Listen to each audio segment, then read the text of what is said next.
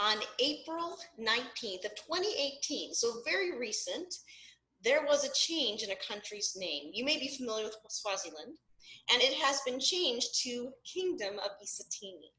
That was more connected to the people being able to choose that instead of people from the outside choosing the name of their land. And this folktale comes from there. There was an old man and an old woman, and they had no children.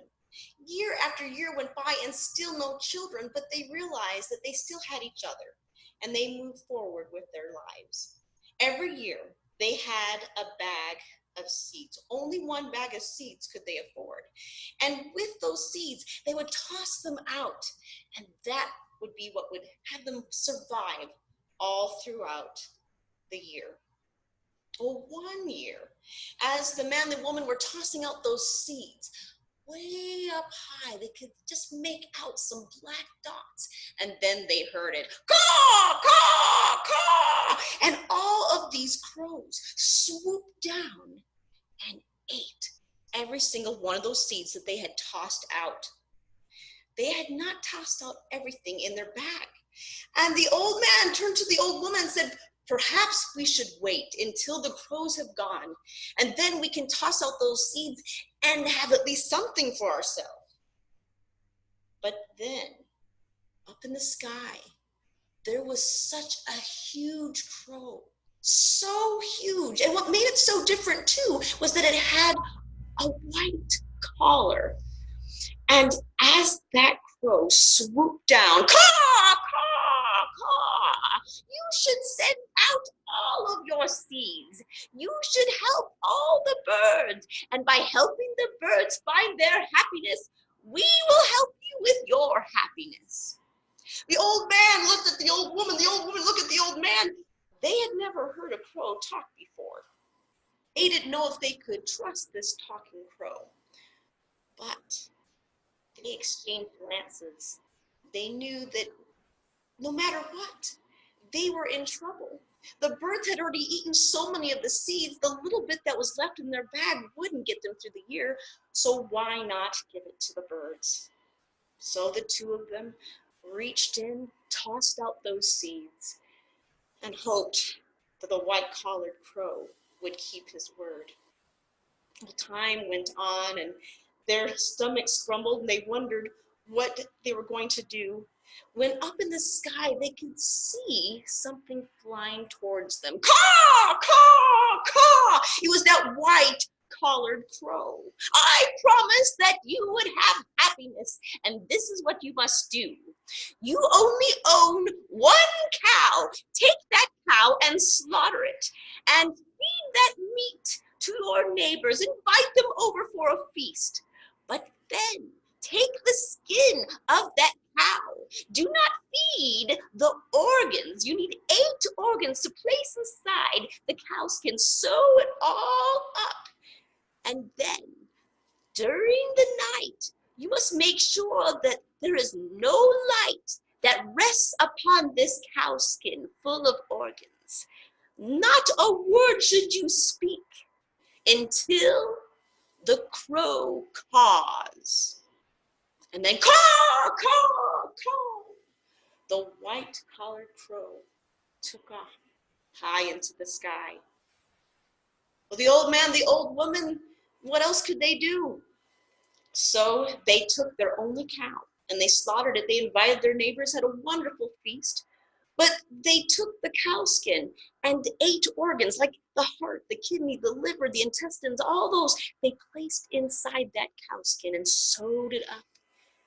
And then during that night, they were in their shelter. They made sure not a bit of light would streak through and hit upon that cow skin. They wanted to rest, but both of them, their hearts were pounding. They didn't know what to expect during the night. All they knew was that they couldn't say a single word, or the magic would be gone, whatever it would be. The two of them held on to each other's hands. So hard they held on to each other that their knuckles turned white during the night. The winds picked up and blew all around, as if trying to get inside that very shelter, as if something was wrong. And then the old man, the old woman, they listened, they thought they heard something coming from the cowskin itself. And even in the darkness, as dark as it was, not a single light was there. Their eyes had adjusted to that, and they could tell that the cowskin was moving, and there were sounds coming from it. And the old man, the old woman, they held onto each other's hands even tighter, even whiter became their knuckles, even harder pounded their hearts. And then finally they heard it. Caw, caw, caw. It was morning. They could finally walk out of their shelter. As they held back that flap, they looked back and they saw that the cowskin had grown during the night. And it was time to open it. They carefully opened it up. And there before them, instead of the 8 organs that were inside, were 8 little babies. And they were crying. Ah! Ah! Ah! And what shocked the old man and the old woman even more was that the babies could already speak, and they were asking for food. Well, that was something that the old man and the old woman didn't have. They were full of joy to have these babies, but they had nothing to give these babies. Inside, they saw something coming towards them. Caw, caw, caw! It was that white-collared crow. He landed right there before them. Ah, now this is what you must do.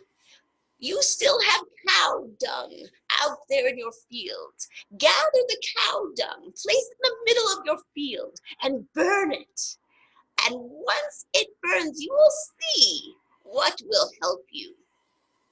Well, the old man, the old woman, they had trusted this white-collared crow before. Surely they could trust it again.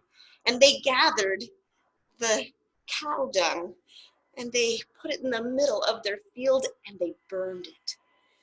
And as it burned, the flames just licked up at the sky. Out from it grew a tree that already had fruit upon it, every kind of fruit. And then, caw, caw, caw, you have done well, but when you eat the fruit, do not eat the seed. Spit it out, save it for the birds. Always help the birds. And that was the last. The old man, the old woman saw that white-collared crow. But they listened, and they gathered the fruit, and they taught their children to eat the fruit, but to spit out all of the seeds. And all those seeds grew more trees. And soon there was a whole orchard. All the birds would fly in, knowing that there were plenty of seeds for them. Now, word of this had spread to other villages. They were impressed at the kindness of the old man, the old woman. And they turned to the old man and asked if he would be the leader of their tribe. And he agreed. And so it was for generations and generations that that family led other families in kindness, always helping people and birds.